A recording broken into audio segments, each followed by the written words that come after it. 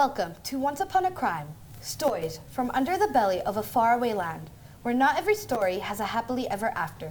Tonight, scandal, crime, gossip, and the weather. I'm Lachlan. And I'm Daniela. Our first story. Who is afraid of the big bad wolf? The famous villain is huffing and puffing after being arrested today, accused by the three little pigs of deliberately breathing heavily on their houses until they fall down. A lawyer for Mr. Wolf claims hay fever is to blame and that his client is a victim of negative media hype. Here's our reporter Jijima with more. Thanks, Lachlan. I'm here in the faraway jail with the big bad wolf and his lawyer. Mr. Wolf, you have been charged with destruction of houses. How do you feel about these accusations? These are just allegations. They're fake stories made up by people. They happen all the time. All the time? All the time. You have been caught impersonating both a grandmother and a sheep. Who is the big bad wolf really? Really, I'm just a average good wolf living his life. Average? Interesting. What do you have to say to the good people of faraway land who think you're more nothing than a dangerous criminal? After this trial with my lawyer, they'll see how really good a wolf I am. And we're gonna win this trial, and the big bad wolf is not gonna go to jail. Well, thank you for your thoughts, Mr. Wolf. Good luck with the trial. Back to the studio. Now for news of escaped, kidnapped heroes. Hansel and Gretel.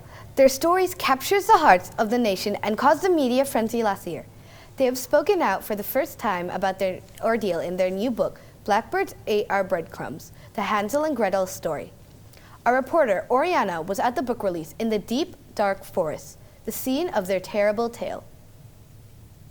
Hi, I'm Oriana, and with me are Hansel and Gretel.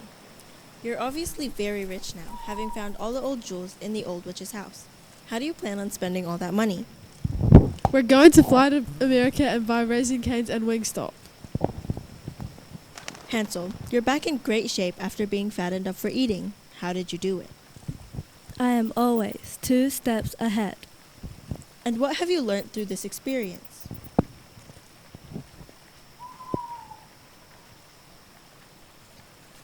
Money does buy you happiness. Well, thank you for your time. Good luck with your ongoing recovery. Back to you in the studio. Thanks, Oriana. There's a wicked whisper in the woods that all is not well with the marriage of celebrity couple Beauty and the Beast, after failed plans to start a fashion line and poor sales of their album of duets. Sources are saying that happily ever after might not last much longer. We go now to our reporter Ryan. Hello, thanks Lachlan, and hello everyone. I'm here in the beautiful mansion of Beauty and the Beast, and hello and smooches to you both. Now, yours was a classic love story, where two of the opposites found love against the odds. How's it all going with you two? It was going good until summer when he started shedding all his fur all over my Louis Vuitton. Louis Vuitton? Sounds very familiar. Anyways, so you're something of a beauty, and you're a total beast. What is the reality of living with someone completely different from you? Well, it's pretty special because she is pretty special. And it's also pretty expensive because she likes to be pretty expensive. Your recent duet album did not sell well, and your fashion label has gone bust. What is next for you two lovebirds? If he is going to talk to me like that, I guess it's time to have a divorce. Good, because I hate Louis Vuitton.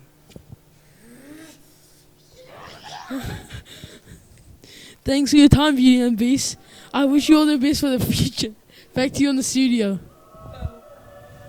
Thanks, Ryan. Now it's time for a faraway land weather update with Ella and Brimey, who will have the fairest weather of them all this week. Well, it will be a mix of fair and foul for the faraway kingdom this week. In the north, there will be gumdrops, lollipops, and rainbows for everybody. The sun will shine and the birds will sing from your shoulders until Tuesday. The deep dark forest will be deep and dark all week, with occasional sunny spells and some witchy spells. Moving down the land, the green fields will be turned snow white overnight on Wednesday. Wrap up. Warm if you're living in a house made of sticks, straw, or gingerbread, 'cause it would be freezing. Finally, trolls living under bridges in the west might want to find a beanstalk to climb on from Friday. Heavy rain will lead to flooding. Otherwise, it's a happy ending to the working week of most of us. Back to the news desk. Thanks, Ellen Raimi. Finally, tonight, long-haired tower dweller Rapunzel is sewing the Sleeping Beauty hair salon. Her stylist fell asleep with the princess under the hairdryer. The result was a haircut so terrible it threatens to ruin Rapunzel's career and reputation. Here's our reporter, Oriana. Thank you. I'm here outside court where the first day of the lawsuit has just finished. And here comes Princess Rapunzel and her stylist now. How did you react when you saw what had happened to your hair? I was absolutely horrified. It was so horrific. What do you have to say to the owner of the Sleeping Beauty Salon who ruined your hair, career, and your reputation? They should get fired, sued, everything. What are you going to do about your hair? Can it be fixed? Nothing will ever be able... Actually, it could be fixed. Oh! Well, thank you for your time. Back to you in the studio. I'll do that. That's all for tonight. Although we've just heard word that the big bad wolf has escaped jail since our interview. He's hungry, angry, and on the prowl. Keep your doors locked. Stay safe. Wait a minute.